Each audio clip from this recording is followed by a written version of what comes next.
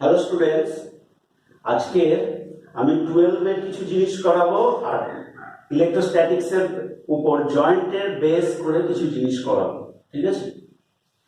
তো ফার্স্ট, সুষম তড়িৎ ক্ষেত্রে তড়িৎ দ্বিমেরুর উপর ক্রিয়াশীল টর্ক। সুষম তড়িৎ ক্ষেত্রে তড়িৎ দ্বিমেরুর উপর ক্রিয়াশীল টর্ক। প্রথমে দেখা যাক সুষম তড়িৎ ক্ষেত্রটা কি। সুষম তড়িৎ ক্ষেত্র হলো যে অঞ্চলে তড়িৎ বলরেখা একই ডিরেকশনে কাজ করবে এবং প্রত্যেক কটা বিন্দুতে ক্ষেত্র প্রাবল্যের মান এক, তাকেই বলা হয় সুষম তড়িৎ ক্ষেত্র। ঠিক আছে? নর্মালি সুষম তড়িৎ ক্ষেত্র তৈরি করা হয়, মানে বাস্তবে করা যায় দুটো প্লেটের মধ্যে। দুটো প্লেট বলতে দুটো সমান্তরাল প্লেট কাছাকাছি থাকতে হবে। এখানে অনেক দূরে আঁকা আছে, এত দূরে নয়, কাছাকাছি থাকতে হবে। আর এই জায়গাটায় থাকবে, এটা একটা প্লাস চার্জ, এখানে একটা তড়িৎ উৎস আছে। ঠিক আছে? তড়িৎ উৎস আছে, এইটাকে এই সিম্বলের অর্থ হলো আর্থিং করা আছে, মানে আরেকটা প্লেটের আরেক দিক প্রান্তটা আর্থিং করে দেওয়া আছে, মানে ভূমির সঙ্গে কানেক্ট। তাহলে এই কন্ডিশনে হলে এই উৎসটা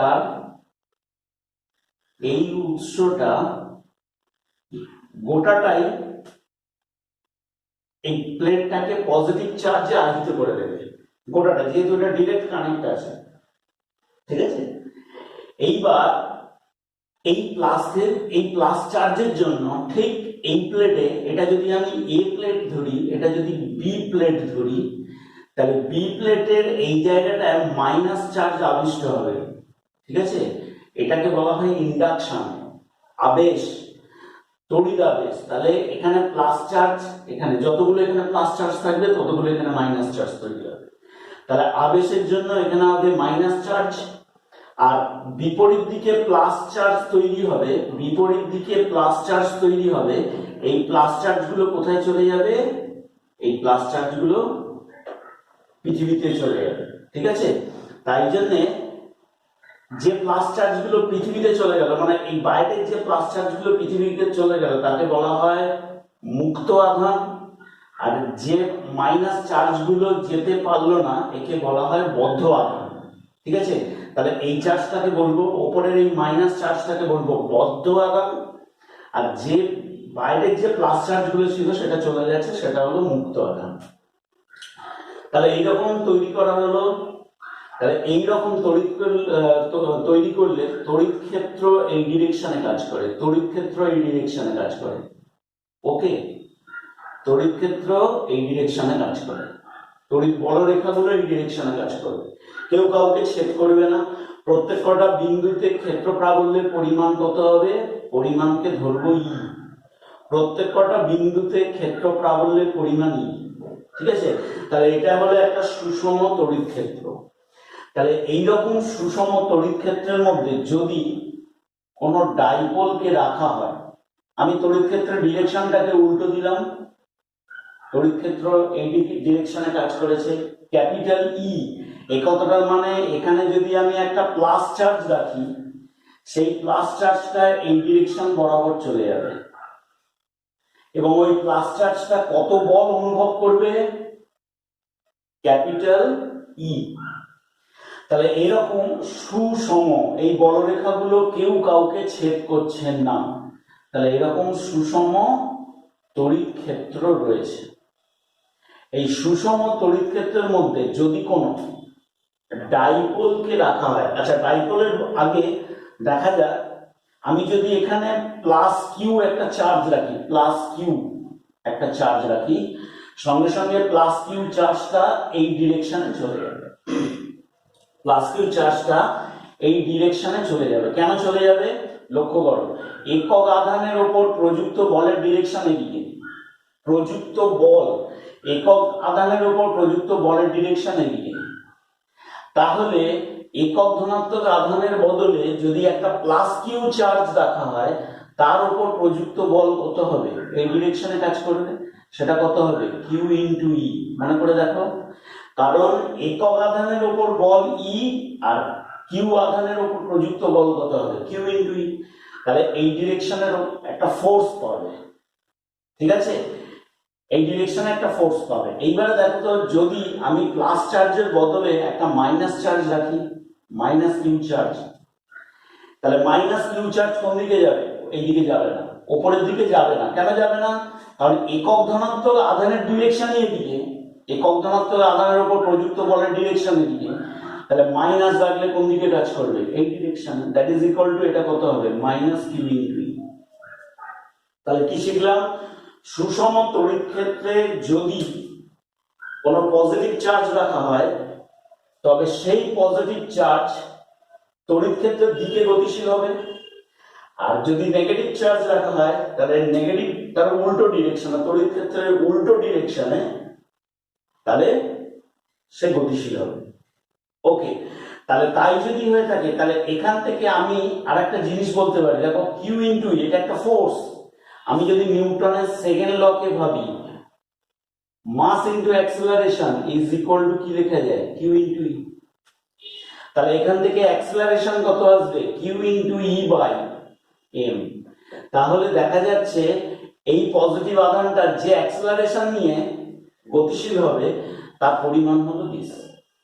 মাইনাস চার্জটাও যাবে কিন্তু অপোজিট ডিরেকশনে, অর্থাৎ এই অ্যাক্সেলারেশনেই যাবে, বাট ডিরেকশনটা কোন দিকে, অপোজিট ডিরেকশন। তাহলে এই রকম ভাবে আমরা সুষম তড়িৎ ক্ষেত্রের উপরে বিচ্ছিন্ন আধান নিলে, বিচ্ছিন্ন, নট ডাইপোল, বিচ্ছিন্ন আধান নিলে, তাহলে এ পজিটিভ চার্জটা উপরের দিকে চলে যাচ্ছে তড়িৎ ক্ষেত্রের দিকে, আর নেগেটিভ চার্জটা তড়িৎ ক্ষেত্রের বিপরীত দিকে চলে যাচ্ছে। আচ্ছা, এইবারে দেখা যাক, এখন আমি যদি বিচ্ছিন্ন আধান না নিই, বিচ্ছিন্ন আধানকে যদি না নিই, মনে করো সুষম তড়িৎ ক্ষেত্রের মধ্যে একটা ডাইপোলকে রাখা আছে, সুষম তড়িৎ ক্ষেত্রের মধ্যে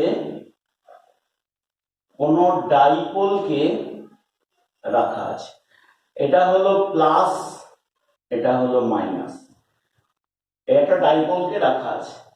তাহলে ডাইপোলের কি হবে, প্লাস চার্জের উপর এইদিকে ফোর্স কত, কিউই, মাইনাস চার্জের উপর ফোর্স কত, মাইনাস কিউই।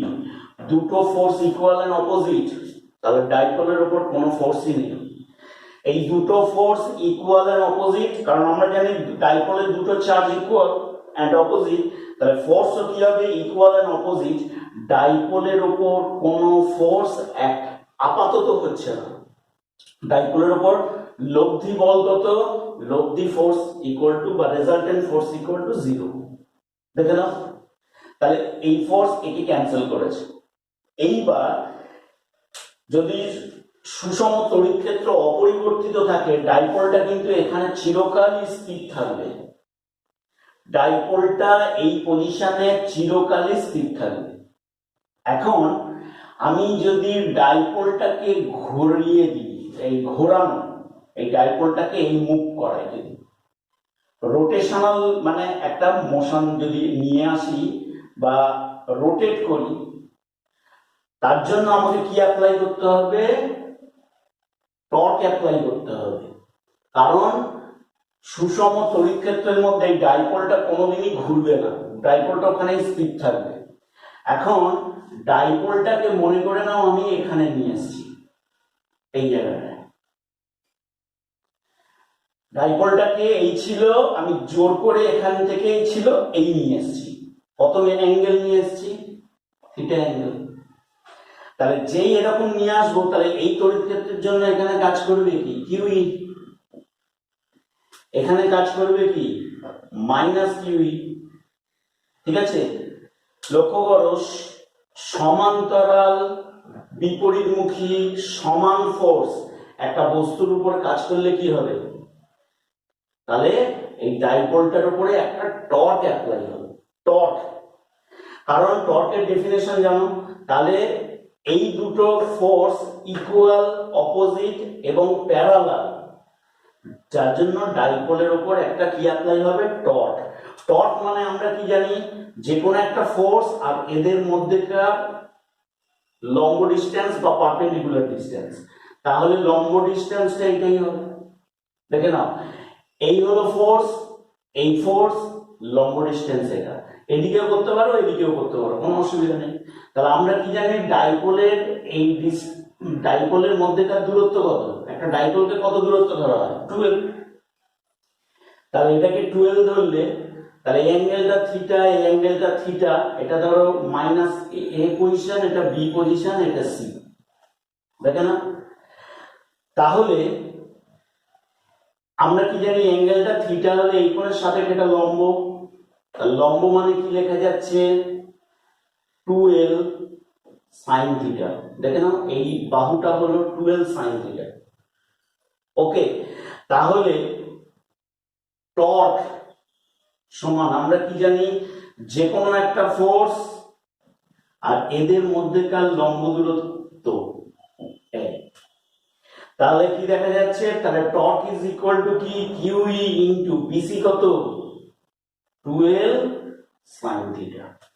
তাহলে লক্ষ্য করো, সেই কিউ ইনটু 12 মানে কি হতো, পি ইনটু ই সাইন থিটা।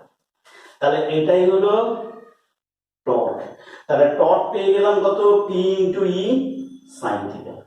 লক্ষ্য করো, এটাও একটা ভেক্টর, এটাও একটা ভেক্টর, এদের মধ্যবর্তী কি আছে, এদের গুণফলের মধ্যে কি আছে, সাইন থিটা। সাইন থিটা মানে কি, প্রোডাক্ট, ক্রস প্রোডাক্ট। তাহলে ক্রস প্রোডাক্ট অবস্থায় রয়েছে। এখন দেখা যাক তো কিরকম কি ক্রস প্রোডাক্টের কন্ডিশনে রয়েছে। ক্রস প্রোডাক্ট যদি থাকে, তাহলে কারণ আমরা কি করেছি, এটা পি একটা ভেক্টর, ই একটা ভেক্টর, তাহলে দুটো ভেক্টরের মধ্যে সাইন থিটা আছে, দ্যাট ইজ ইকুয়াল টু কি, প্রোডাক্ট, 100% ক্রস প্রোডাক্ট। তাহলে ক্রস প্রোডাক্ট যদি হয়, তাহলে টর্ক ভেক্টর কে আমি কি দিয়ে ডিনোট করব, E vector cross P vector, না torque vector is equal to P cross E? কোনটা লিখবো, কোনটা লিখবো? দুটোর মধ্যে যে কোনো একটা হবে তো, তাহলে কোনটা লিখবো? এটাকে লেখা যায় না, এইটা লেখা যায় না। তাহলে টর্ক বললেই তোমাকে এইটা লিখতেই হবে, এটা মাস্ট। তুমি বলবে কেন, এর কি যৌক্তিকতা আছে বা এটার কি ব্যাখ্যা আছে যে আমি এটা লিখবো পি ক্রস ই? দেখো, মনে করো আমি যে সারফেসের উপরে দাঁড়িয়ে আছি, আমি যে সারফেসটার উপরে দাঁড়িয়ে আছি, সেই সারফেসটা হলো এটা, ঠিক আছে? এই ডিরেকশনে মনে করে নাও তড়িৎ ক্ষেত্র কাজ করেছে, ই ভেক্টর। এই ডিরেকশনে তড়িৎ ক্ষেত্র ই ভেক্টর কাজ করেছে। দেখো, ডাইপোলটাকে আমি এই রকম পজিশনে নিয়ে নিলাম, ডাইপোল এই হলো একটা ভেক্টর, ঠিক আছে? তাহলে এটা কি মাইনাস ভেক্টর, এটা কি vector, plus vector, sorry minus charge, এটা হলো প্লাস চার্জ। ওকে, তাহলে ভেক্টরটা এই ডিরেকশনে কাজ করছে, পি ভেক্টরটা এই ডিরেকশনে। লক্ষ্য করো, এই অ্যাঙ্গেলটা থিটা, এই অ্যাঙ্গেলটা থিটা, তাহলে ই ভেক্টর এবং পি ভেক্টরের মধ্যেকার কোণ কত, থিটা। এইবারে লক্ষ্য করো, ই ভেক্টরটা গিয়ে কি পির উপরে পড়বে, না পি গিয়ে ইর উপরে পড়বে? কারণ দেখো, এটাকে রাখলে এই ডাইপোলটা কখনোই এই পজিশনে থাকবে না, এই আবার ব্যাক করবে, এই আবার ব্যাক করবে, ব্যাক করে আগের সাম্যাবস্থাতে ফিরে আসার চেষ্টা করবে। তাহলে এখানেও ঠিক তাই, তাহলে ডাইপোলটা এই আছে, এই ডাইপোলটা ব্যাক করবে, ব্যাক করে কার উপর করছে, ইর উপর। এবারে 11 এর জিনিস মনে করে দেখো, তাহলে এই ভেক্টরটা গিয়ে ইর উপরে পড়লো, এই ভেক্টরটা গিয়ে ইর উপরে পড়লো, বুড়ো আঙুলটা কোন দিকে, ওপরের দিকে। তাহলে ওপরের দিকে কি কাজ করবে, torque vector, that is equal to P vector cross E. কারণ ই ক্রস পি হতে পারে না, কারণ ই ভেক্টরটা গিয়ে পি এর উপরে পড়তে পারে না। যদি পড়ে তাহলে পি ভেক্টর গিয়ে ইর উপরে পড়বে। ওকে, এই তাহলে পি গিয়ে ইর উপরে পড়ছে, দ্যাট ইজ ইকুয়াল টু এইটাই। এটা কোনদিন লিখবে না, এটা লিখলেই ভুল হয়ে যাবে।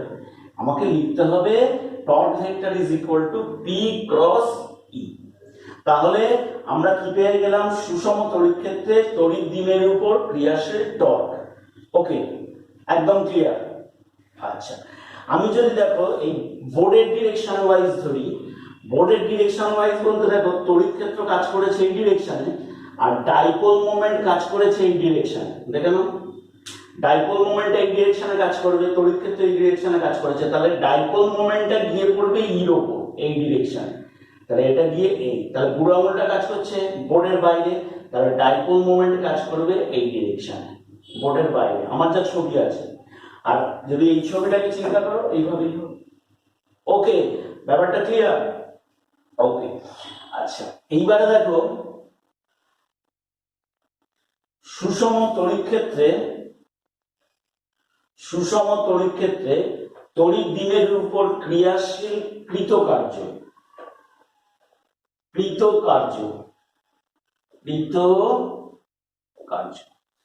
একটা সুষম তড়িৎ ক্ষেত্রে, মনে করো এই সুষম তড়িৎ ক্ষেত্রের মধ্যে একটা ডাইপোল কখনোই নিজে থেকে এরকম পজিশনে আসবে না। কোন ডাইপোল নিজে থেকে এই পজিশনে ছিল তো এই পজিশন থেকে এখানে আসবে না, ঠিক আছে? তাহলে আমাকে কি করতে হবে, ডাইপোলটাকে নিয়ে আসতে হবে। এই ডাইপোলটা এই পজিশনে ছিল, এই ডাইপোলটাকে এই পজিশনে নিয়ে আসতে হবে। তার জন্য আমাকে কি করতে হবে, ওয়ার্ক ডান করতে হবে বা কার্য করতে হবে। তাহলে ডাইপোলটা মনে করে নাও এরকম পজিশনে আছে, তাহলে এই বরাবর কাজ করেছে কত, কিউই। এই বরাবর কাজ করেছে কত, মাইনাস কিউই। এখন এটাকে আরো ক্ষুদ্র ডি থিটা কোণে আনা হলো, ক্ষুদ্র ডি থিটা কোণে ঘোরানো হলো। মানে এই যে পজিশনে ছিল এই পজিশন থেকে আরো এই পজিশনে আনা হলো, মানে এখান থেকে এখানে আনা হলো। হঠাৎ ডি থিটা আসছে কেন? নর্মাল ভাবে কৃতকার্য বার করা যাচ্ছে না, কারণ আমরা টর্কের ভ্যালু পেয়েছি কত, পি ইন্টু ই সাইন থিটা। লক্ষ্য করো, টর্ক সমান পেয়েছি পি ইন্টু ই সাইন থিটা। পি কনস্ট্যান্ট, ই কনস্ট্যান্ট যদি ধরি, ঠিক আছে? যদি আমি ধরি তাহলে পি এর ভ্যালু কনস্ট্যান্ট, ভেক্টর কিন্তু কনস্ট্যান্ট না, ভেক্টর চেঞ্জ হচ্ছে। তাহলে পি এর ভ্যালু কনস্ট্যান্ট, ই এর ভ্যালু কনস্ট্যান্ট যদি ধরি, বাট থিটা কন্টিনিউ ভেরিয়েবল। যখন এখানে আছে থিটা 0, যখন এরকম জায়গা আছে 30 ডিগ্রি, এরকম জায়গা আছে 45 ডিগ্রি, এরকম জায়গা 60 ডিগ্রি, তাহলে কন্টিনিউ ভেরিয়েবল, তাহলে টর্কের মান ভেরিয়েবল। তাই জন্য এইটাকে একটা ক্যালকুলেশন ফর্ম দিতে হবে। তাহলে জাস্ট এই পজিশন থেকে, মানে ফার্স্ট যে পজিশনে ধরে নিলাম এই পজিশন থেকে এখানে আনতে, এই যে অ্যারোটা দেওয়া আছে, এই পজিশন থেকে এই পজিশনে আসতে কৃতকার্য কত, DW is equal two torque into D theta 11। তাহলে কৃতকার্য মানে কি লেখা যায়, যেহেতু এটা বৃত্তীয় গতি, রোটেশনাল মোশন, তাহলে আমাকে কি করতে হবে, DW is equal two torque into D theta, ঠিক আছে? তাহলে টর্কের ভ্যালু কত, তাহলে পি ইন্টু ই সাইন থিটা ডি থিটা। তাহলে এটাই হবে ডিডব্লিউ। জাস্ট এই পজিশন থেকে, সেখানে একটা নাম দিয়ে দেওয়া যাবে না, এ বি ছিল, মনে করো বি থেকে বি ড্যাশে এলো, ঠিক আছে? এই ডাইপোলটা এ বি ছিল, এখান থেকে এই পজিশন হলো, বি থেকে বি ড্যাশ বা এ থেকে এ ড্যাশ আসতে কৃতকার্য দাঁড়াচ্ছে এটা। এইবারে তুমি লিমিট দিয়ে দেবে, কত লিমিটের মধ্যে তুমি কাজ করতে চাও। যখন এই পজিশনে ছিল, এই ডাইপোলটা যখন এই পজিশনে ছিল, তাহলে থিটার ভ্যালু কত, 0। তাহলে যদি 0 থেকে বা সাম্যাবস্থান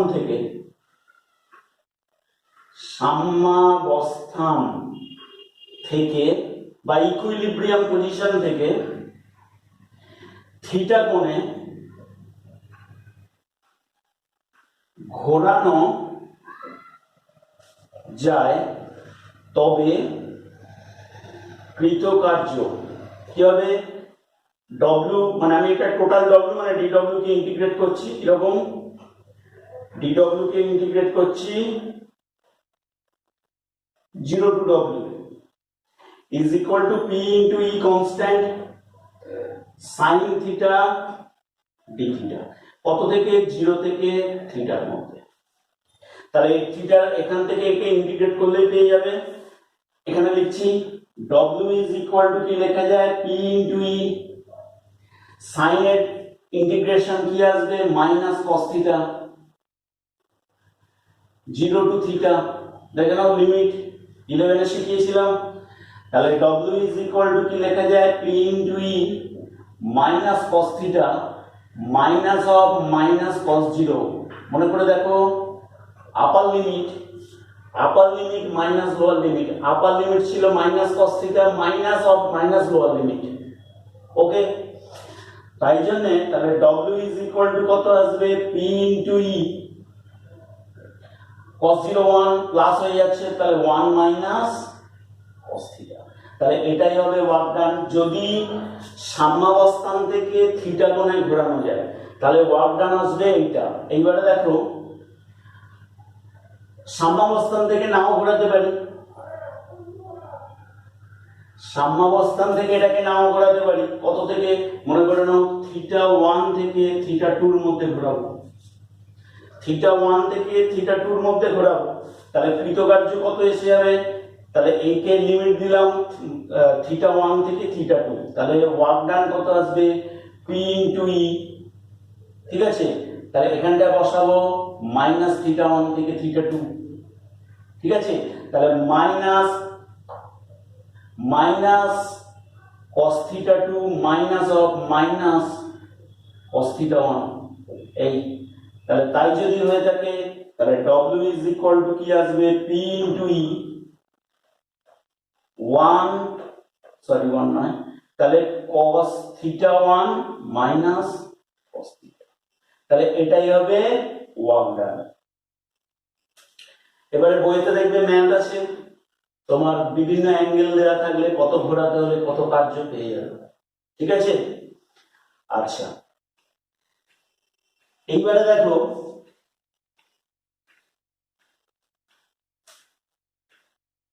সুষম, তাহলে তড়িৎ ক্ষেত্র কিভাবে তৈরি করা হয় প্রথমেই বলেছি। এইবারে লক্ষ্য করো সুষম তড়িৎ ক্ষেত্রের মধ্যে ধরো এরকম প্লেট আছে। ওকে, সুষম তড়িৎ ক্ষেত্র ধরো এইরকম কোন প্লেট আছে।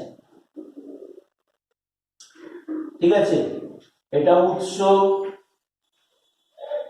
তাহলে এখানে কি হবে প্লাস চার্জ হবে, এই জায়গাটায় কি হবে প্লাস চার্জে আহিত হবে।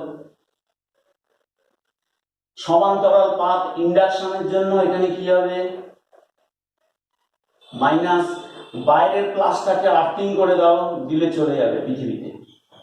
ঠিক আছে, এটা অ্যাকচুয়ালি ওই তড়িৎ ক্ষেত্রের প্রাথমিক যে ধর্মাবলী, এটা একটু বই থেকে পড়ে নিও, এই জিনিসগুলোকে শেখানো আছে। ওকে, আচ্ছা তাহলে এখানে যতগুলো প্লাস চার্জ থাকবে এখানে ঠিক ততগুলোই মাইনাস চার্জ থাকবে। ঠিক আছে, এটা মাথায় থাকে জানা, ইন্ডাকশনে একই চার্জ তৈরি হয়। তাহলে এরকম আছে। এখন তড়িৎ ক্ষেত্র কাজ করেছে এই ডিরেকশনে, যেহেতু এটা প্যারালাল প্লেট, তড়িৎ ক্ষেত্র একই ডিরেকশনে কাজ করবে, কেউ কাউকে ছেদ করবে না। এই অবস্থায় এখানে মনে করো নাও কোনো একটা প্লাস চার্জ ভেতরে ঢুকে গিয়ে সাম্যাবস্থায় রয়ে গেছে, মানে একদম নড়ছে না চড়ছে না, একদম স্থির অবস্থায় রয়ে গেছে। তাহলে এই কন্ডিশনে আমরা দেখব, এই কন্ডিশনে আমরা কি দেখব যে এইদিকে তড়িৎ ক্ষেত্র কাজ করলে এই আধানটা কোন দিকে যেতে চাইবে, নিচের দিকে যেতে চাইবে। ঠিক আছে, এই আধানটা নিচের দিকে যেতে চাইবে। আবার দেখো এর ওয়েট mg নিচের দিকে যেতে চাইবে, ওয়েট তো নিচের দিকে, তাহলে নিচের দিকে পড়ে যাবে। তাহলে আদৌ কি কোনো সাম্যাবস্থা থাকবে? থাকবে না, আদৌ সাম্যাবস্থায় থাকবে না। কিন্তু আমি যদি এখানটায় যদি মাইনাস চার্জ কিছু দিয়ে দিই, প্লাসের বদলে মাইনাস চার্জ দেব, তাহলে এই ডিরেকশনে কাজ করবে কিউই, আর এই ডিরেকশনে কাজ করবে এমজি। দেখো এখন থাকতে পারে, এখন সাম্যাবস্থায় থাকতে পারে, কিন্তু এটা কোনোদিনই সাম্যাবস্থায় থাকবে না। এটা এই কন্ডিশনে কি হবে, এর নিচের দিকে একটা ফোর্স পাবে, নিচের দিকে ফোর্স পাবে। তাহলে এখানটার ফোর্সটা কত, এখানে force equal to mg plus kiwi. কিন্তু এখানে ফোর্স কত, যদি যদি ফোর্স ইকুয়াল টু 0 ধরি, তাহলে এখানে কি আছে, এই জিনিসটা ইকুইলিব্রিয়াম বা সাম্যাবস্থানে আছে। তাহলে সাম্যাবস্থায় থাকলে কি হবে, mg is equal to kiwi, তাহলে এই ফোর্স ইকুয়াল এন্ড অপোজিট। ওকে, তাহলে তাই যদি হয়ে থাকে তাহলে মাস, মাস মানে কি লেখা যায়, 4/3 পাই আর কিউব ইন্টু রো। দেখে না, মাস ইকুয়াল টু আয়তন ইন্টু ডেন্সিটি, এই চার্জের ডেন্সিটি এটা, ইন্টু জি সমান কিউই। এরকম দেখবে এক্সারসাইজের কোন একটা ম্যাথ আছে, এখান থেকে তোমার রেডিয়াস পেয়ে যেতে পারো, রেডিয়াসটা কত, এখানে ভ্যালুগুলো দেওয়া থাকবে, তড়িৎ ক্ষেত্র, চার্জের ভ্যালু মানে ইলেকট্রন। অ্যাকচুয়ালি এখানে কিউইর বদলে এখানে কি আছে, ইলেকট্রনকে যদি আমি ধরি, ইলেকট্রন ধরলেও হবে, তাহলে এখানে ইলেকট্রন আছে। ঠিক আছে, তাহলে এইখান থেকে তুমি আর পেয়ে যেতে পারো। তাহলে এইরকম কিছু ম্যাথ আছে, বইটা ট্রাই করবে। আচ্ছা, এইবারে নতুন করে যদি আবার বলি, ধরো আমি যদি প্লেটের চার্জটাকে, ডিরেকশনটাকে যদি বদলে দিই, প্লেটের চার্জের ডিরেকশনটাকে যদি বদলে দিই, তাহলে ডিরেকশন বদলে দিই বলতে আগে এটাকে আমি প্লাস ধরেছিলাম, এখন যদি এইটাকে মাইনাস ধরি, মানে এটাকে আর্থিং করা আছে, আর এটা হলো প্লাস, এটা হলো প্লাস। ওকে, এটা এগুলো দিচ্ছি না। তাহলে তড়িৎ ক্ষেত্র কাজ করছে প্লাস থেকে মাইনাসের দিকে, তাহলে তড়িৎ ক্ষেত্রের ডিরেকশন বদলে যাবে। তাহলে যেই তড়িৎ ক্ষেত্রের ডিরেকশন বদলে যাবে, লক্ষ্য করো এখানে যদি কোনো আমি একটা ইলেকট্রন বা মাইনাস চার্জকে রাখি, তাহলে সে কোন দিকে ফোর্স পাবে, তড়িৎ ক্ষেত্রের উল্টো দিকে, তড়িৎ ক্ষেত্রের উল্টো দিকে, মানে এই বরাবর কাজ করবে কিউই, আর এই বরাবর কাজ করবে কি আছে, এমজি। এখন আমি যদি একে একটা সুতো দিয়ে যদি কানেক্ট করি, আচ্ছা এক মিনিট, সুতো দিয়ে যদি কানেক্ট না করি, তাহলে এই বরাবর একটা ফোর্স পাচ্ছে, ফোর্সটা কত, এম ইজ ইকুয়াল টু কি লেখা যায়, এমজি, এমজি প্লাস কিউই। ঠিক আছে, তাহলে ফোর্সের মানে ভ্যালুটা আসছে, এটা ডিরেকশনটা তড়িৎ মানে প্লাসের দিকে, প্লাস প্লেটের দিকে, তাহলে এই, তাহলে এই অটোমেটিক্যালি এদিকে চলে আসবে। আচ্ছা, যদি একে সুতো দিয়ে কোনো কানেক্ট করে দেওয়া যায়, সুতো দিয়ে যেই কানেক্ট করে দেবো, সঙ্গে সঙ্গে দেখা যাবে এর মধ্যে সরল দোলগতিতে দুলতে আরম্ভ করেছে। তার কারণ এ তো আর পুরোপুরি নিচে যেতে যাচ্ছে না, তাহলে এর একটা উপাংশ একে ব্যাক করাচ্ছে, করে আবার এই যাচ্ছে, আবার এর সাম্যাবস্থানে ফিরে আসছে। তাহলে তাই যদি হয়ে থাকে, তাহলে এক্ষেত্রে প্রত্যানয়ন, এটা হলো তাহলে কি, তখন কাজ করবে এটা প্রত্যানয়নকারী বল হিসেবে। তাহলে প্রত্যানয়নকারী ত্বরণ কত আসবে, G plus Q E by M, G plus Q E by M. তাহলে এটাই এখন ত্বরণ, মানে G dash is equal to আমরা কি লিখতে পারছি, G plus Q E by M. তাহলে এটাই হবে এখন অ্যাক্সিলারেশন। তাহলে পর্যায়কাল কত আসবে, 2 pi root over L by G dash, G dash এর ভ্যালু কত, G plus Q E by M. তাহলে এই জিনিসটাই আসবে এখন পর্যায়কাল। এইবার লক্ষ্য করো, প্লেট যে সবসময় এরকম থাকবে তার কোনো মানে নেই, প্লেটকে আবার অন্যরকম ভাবেও রাখতে পারি। দেখে না, প্লেটকে আমরা অন্যরকম ভাবেও রাখতে পারি। কিরকম, ধরো এই একটা এরকম প্লেট আছে, একটু দূরে নি, এই প্লেট আছে, ঠিক আছে, এইটা হলো উৎসের সঙ্গে কানেক্ট, আর এটা দিয়ে আর্থিং করা। তাহলে এটা প্লাস, এটা প্লাস, এটা প্লাস, এটা মাইনাস। তাহলে তড়িৎ ক্ষেত্র কাজ করবে পজিটিভ থেকে নেগেটিভ ডিরেকশনে, এরকম তড়িৎ ক্ষেত্র এই ডিরেকশনে কাজ করছে। এই কন্ডিশনে যদি কোন চার্জকে ধরি, ঠিক আছে, সুতোর সাহায্যেই বেঁধে রাখা আছে, সুতোর সাহায্যেই বেঁধে রাখা আছে, তাহলে সুতোর সাহায্যে বেঁধে রাখলে কি হবে, সুতোর সাহায্যে বেঁধে রাখলে মনে করে নাও এটা মাইনাস চার্জ, মাইনাস চার্জ নিলে কি হবে, সুতোর সঙ্গে এটা মাইনাস চার্জ, তাহলে মাইনাস চার্জ হলে এই ডিরেকশনে যাবে। আর এটা যদি আমি প্লাস চার্জ নিয়ে নিই, তাহলে তড়িৎ ক্ষেত্র ডিরেকশনে যাবে, মানে যেখানে মাইনাস আছে সেই দিকে যাওয়ার চেষ্টা করবে। তাহলে এই বরাবর একটা ফোর্স পাবে, কত ফোর্স পাবে? কিউই, দেখে না? তাহলে এখানে যদি আমি একটা প্লাস চার্জ ধরি তাহলে কোন দিকে যাবে? তড়িৎ ক্ষেত্রের দিকে। তাহলে ফোর্সটা কত পাবে? কিউ ইনটু ই। আর এই বরাবর কাজ করবে কি? এমজি, দেখে নাও। এইবারে আমরা 11-এ কি পড়েছি? এইটা সুতোর টান। তাহলে এখান থেকে একটা অ্যাঙ্গেল তৈরি হবে থিটা। তাহলে এই কোণটা থিটা হলে এই কোণটাও কত আসছে? থিটা। তাহলে এটা টি হলে এটা কত? এটা হবে টি কস থিটা। আর এই ডিরেকশনে কাজ করবে কি? টি সাইন থিটা। দেখে রাখো। তাহলে সুষম তড়িৎ ক্ষেত্রের মধ্যে যদি কোনো চার্জ থিটা অ্যাঙ্গেলে সাম্যাবস্থায় থাকে সুতোর মাধ্যমে, থিটা অ্যাঙ্গেলে যদি সাম্যাবস্থায় থাকে তাহলে এই টানটাকে বা টেনশনটাকে দুটো কম্পোনেন্টে ভাগ করতে পারি, that is equal to T cos theta. আর এই বরাবর T sine theta. T cos theta কাকে ব্যালেন্স করে? টি কস থিটা এমজি কে ব্যালেন্স করে। কোথায়? সাম্যাবস্থায়। সাম্যাবস্থায়। তাহলে T cos theta is equal to কি? এমজি। আর T sine theta is equal to কি লেখা যায়? কিউই। ওকে, দেখে নাও। তাহলে সাম্যাবস্থায় বা ইকুইলিব্রিয়ামে এই কন্ডিশনটা হয়েছে। এখন যদি T sine theta by T cos theta করি, দ্যাট ইজ ইকুয়াল টু কি লেখা যাবে? Q E by M G. তাহলে tan theta is equal to Q E by MG.